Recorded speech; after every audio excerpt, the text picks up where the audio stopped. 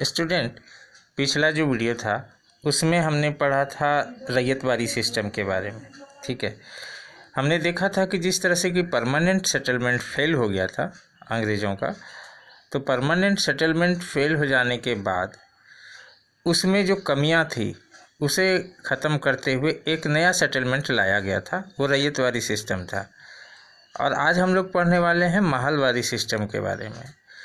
तो ये महलवारी सिस्टम क्या था और किस तरह से अंग्रेज़ों ने इसे कहाँ कहाँ पे लागू किया था और इस पॉलिसी के अंदर क्या क्या था।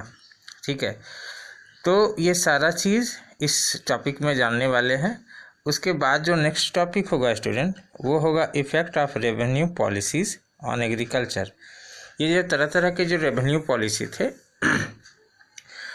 उससे खेती पर क्या प्रभाव पड़ा, किसान पर इसका क्या प्रभाव पड़ा।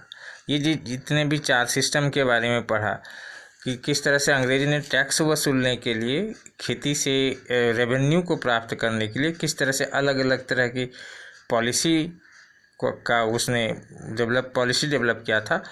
और पॉलिसी डेवलप करने के लिए उसका मोटिव सिर्फ था अपना इनकम को बढ़ाना। भारतीय किसान जो इंडियन फार्मर्स थे वो किस तरह से वो खेती करते हैं, कहाँ से वो ला के टैक्स देते हैं, किस तरह से टैक्स देते हैं, उसकी कंडीशन क्या है, इससे उसको कोई लेना देना अंग्रेज़ों को नहीं था। वो सिर्फ अपने प्रॉफिट के लिए तरह तरह के सिस्टम को ला रहे थे। तो उसी तरह का एक सिस्टम है महलवारी सिस्टम, जिसको आज हम लोग जानने वाले हैं।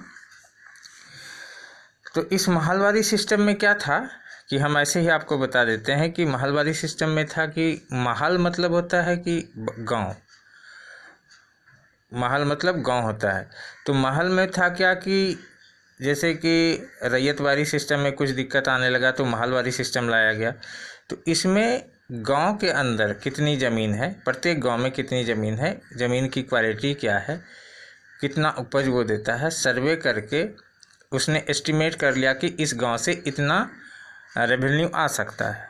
और एस्टिमेशन के बाद उसने गांव के ही हेडमैन को, गांव के मुखिया जो होते थे, उसने ये अधिकार दे दिया कि आप इतना रुपया टैक्स वसूल के अपने गांव से दोगे। और इसके लिए वो हर प्रत्येक गांव का उसने वही हाल किया।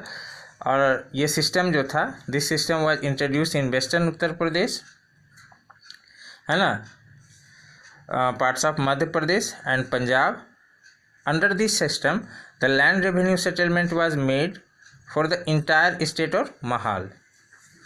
द तालुकदार, जो हेडमैन होते थे गांव को, उसको तालुकदार कहा जाता था, of the village had to collect revenue from the village and hand it over the company, और वो कंपनी को हैंड ओवर कर देता था। The rate of revenue was रफली half of the total agriculture produce, जो टोटल एग्रीकल्चर प्रोड्यूस है उसका हाफ होता था, which was subject to a periodic revision, जो समय समय पर रिवाइज भी होता था।